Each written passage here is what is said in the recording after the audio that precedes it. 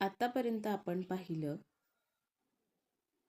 सुधाताई पाण्याने भरलेल्या डोळ्यानं अतिदक्षता विभागाच्या पलीकडचं बघायचा प्रयत्न करत होत्या. सगळं चित्र अगदी धुसर दिसत होतं, पण भूतकाळ मात्र अगदी स्पष्ट दिसत होता. साधारणतः 2 वर्षापूर्वी शंकरराव, सुधाताई आणि सुयश असं छोटंसं त्रिकोणी कुटुंब. शंकरराव एका खाजगी बँकेत मॅनेजर या पदावरून नुकतेच निवृत्त झाले होते, तर सुधाताई या गृहिणी होत्या. सुयश नुकताच एका नामांकित कॉलेजमधून MD पास झाला होता. 12वीच्या वेळी बोर्डात 10वा आलेला आणि मेडिकल प्रवेशपूर्व परीक्षेतही राज्यात 3रा आला होता. महाराष्ट्रातल्या टॉपच्या मेडिकल कॉलेजमधून त्याचं MBBS पूर्ण झालं होतं आणि आता MDच्या वेळी त्याला सुवर्णपदक मिळालं होतं. त्यानंतर सुयशनं एका मल्टीस्पेशालिटी हॉस्पिटलमध्ये जॉब करणं सुरू केलं होतं. पुढं त्याला परदेशात जाऊन पुढचं शिक्षण घ्यायचं होतं आणि त्यासाठी होणाऱ्या परीक्षेची तयारी एकीकडं सुरू केली होती. सुयशचं MD झालं आणि सुधाताईंना त्याच्या लग्नाचे वेध लागले होते. अहो, मी काय म्हणते, आपल्या सुयशचा बायोडाटा बनवून घ्या. म्हणजे कसं, नातेवाईकांमध्ये बायोडाटा दिला की वधू संशोधन सुरू होऊन जातं. संध्याकाळच्या वेळी शंकरराव, सुधाताई आणि सुयश चहा घेत होते, तेव्हा सुधाताईंनी सुयशसमोर मुद्दाम हा विषय काढला. बाबा, त्याची काही गरज नाहीये. तसंही मी सांगणारच होतो, पण आता विषय निघालाच आहे तर. माझं एका मुलीवर प्रेम आहे आणि मला तिच्यासोबतच लग्न करायचं आहे. प्रिया नाव आहे तिचं. MDच्या वेळी माझ्यासोबतच होती, सुयश म्हणाला आणि चहा घेता घेता सुधाताईंना ठसका लागला. प्रिया नाव आहे, आडनाव काय आहे? सुधाताई म्हणाल्या. ती गोष्ट महत्त्वाची आहे का? म्हणजे मुलगी दुसऱ्या जातीतली आहे. हे बघ सुयश, एक तर आंतरजातीय आणि त्यातल्या त्यात ती डॉक्टर. मला हे लग्न मान्यच नाहीये, सुधाताई म्हणाल्या. जातीचं एक वेळ समजू शकतो, पण डॉक्टर आहे म्हणून का नकार? शंकरराव म्हणाले. सुयश डॉक्टर, त्याची बायकोही डॉक्टर. दोघं दिवस रात्र हॉस्पिटलमध्ये राहणार. मग घराकडं कोण बघणार? पुढं मुलं बाळं होतील, त्यांच्याकडे लक्ष कोण देणार? आपण किती दिवस पुरणार आहोत? ते काही नाही सुयश, मला हे लग्न मान्य नाही. तुझ्यासाठी मी घरदार सांभाळणारी आपल्या जातीतली दुसरी मुलगी बघेल. तुला तिच्याशीच लग्न करावं लागेल. सुधाताई हट्टाला पेटल्या होत्या. म्हणजे मी मुलगी असतो किंवा मला एखादी बहीण असती तर तू तिला शिकवून डॉक्टर वगैरे केलं नसतं का? की घर सांभाळायचं म्हणून अडाणीच ठेवलं असतं? सुयशही चिडला होता. ते काही मला माहीत नाही. मला हे लग्न मान्य नाही, सुधाताई म्हणाल्या. बरं, मुलगी कुठं राहते, तिच्या घराविषयी वगैरे सांगशील का काही? शंकरराव म्हणाले. बाबा, प्रिया इंटेन्सिव्हिस्ट आहे.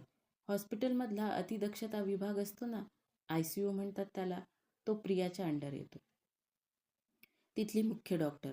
तसं नगरजवळ गाव आहे तिचं, पण सगळं कुटुंब इकडं पुण्यातच आहे. तिचे वडील एका प्रायव्हेट कंपनीत जॉब करतात. 2 लहान बहिणी आहेत. म्हणजे कालांतरानं त्यांची जबाबदारी तुझ्यावरच येणार. तुझं सगळं नीट व्हावं म्हणून आम्ही दुसऱ्या लेकराचा विचारही केला नाही. त्यांना असा जावाई मिळाला तर बरंच आहे ना. ते काही नाही, हे लग्न होणार नाही म्हणजे नाही. सुधाताई इरेस पेटल्या होत्या. हे मात्र अतिच होतं आई. लहानपणापासून सगळ्या गोष्टी तुमच्याच मनानं करत आलोय, पण आता नाही. माझा जीवनसाथी निवडण्याचा मला पूर्ण अधिकार आहे. मी लग्न करेल तर प्रियासोबतच, नाहीतर, सुयश बोलत होता. नाहीतर लग्न करणार नाही ना? ठीक आहे, तो बिना लग्नाचा राहिलेला चालेल मला. सुधाताई त्याचं वाक्य मध्येच तोडत बोलल्या. चुकीचं समजते तू. मी प्रियासोबतच लग्न करेल आणि हे तुला पटत नसेल तर आम्ही वेगळं राहू. सुयश रागानं बोलून घराच्या बाहेर निघून गेला. त्या दिवशीपासून सुयशनं घरात अबोला धरला. सुधाताई हट्टाला पेटल्या होत्या. दिवस असेच पुढे जात होते. शंकररावांनी सुधाताईंची समजूत काढली. अखेर सुधाताईंनी लग्नाला होकार दिला.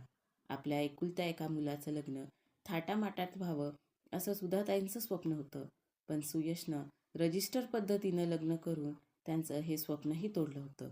लग्न करून प्रिया घरात आली. प्रिया, तू डॉक्टर असशील दवाखान्यात, इथं घरी मात्र तू या घरची सून आहेस.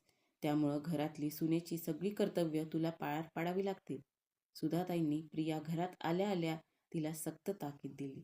त्यांना वाटलं प्रिया यावर काही उलट उत्तर देईल, पण प्रियानं मात्र हसतमुखानं होकार भरला. प्रिया सुधाताईंसोबत जुळून घेण्याचा कसोशीनं प्रयत्न करत होती. लग्न झाल्यावर 15 दिवसातच प्रिया परत जॉबवर जायला लागली. जॉबच्या पहिल्या दिवशी प्रिया पहाटेच उठली. घरातलं सगळं आवरून जॉबवर गेली.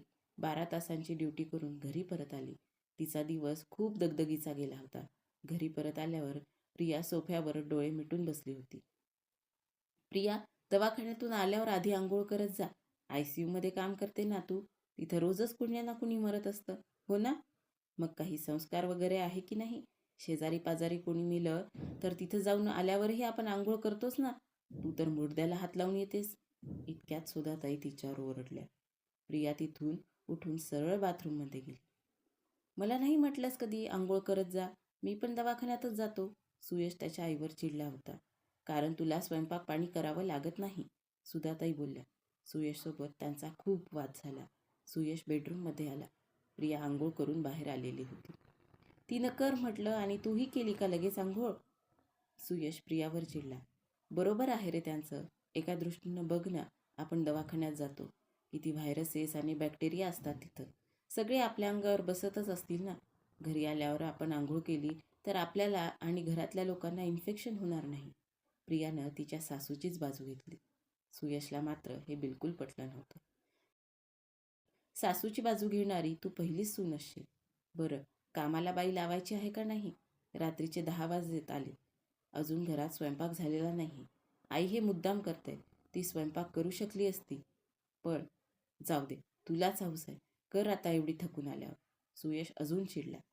कामाला बाई लावायची आहे रे, पण मी म्हटलं तर आई मुद्दाम लावू देणार नाही आणि लावलीस तर तिला टिकू देणार नाही. चला डॉक्टर प्रिया, आता स्वयंपाकाची तयारी करा. प्रिया एक मोठा उसासा टाकून स्वयंपाकघरात गेली. सर्व स्वयंपाक व्हायला रात्रीचे 11 वाजले. तिनं डायनिंग टेबलवर सर्वांची पानं वाढली. सुधा, आपल्या शेजारी जी स्वयंपाकाला बाई येते तिच्यासोबत माझं बोलणं झालंय. उद्यापासून ती सकाळ संध्याकाळ आपल्याकडे येत जाईल. तुझे कोणत्याही प्रकारचे नखरे चालणार नाही. त्या बाईला चुपचाप स्वयंपाकाचं सांगायचं आणि तिला टिकवून ठेवायचं. काही माणुसकी आहे की नाही तुझ्यात? ती पोरगी थकून भागून घरी येते आणि तू घरात असूनही स्वयंपाक केला नाहीस. शंकरराव चांगलेच चिडले आणि त्याचा फायदा प्रियाला झाला. दिवस सरत होते. सुधाताईंचा प्रियाला निरनिराळ्या प्रकारे सासूवास करणं सुरूच होतं. काय होईल पुढे पाहूया पुढच्या भागात.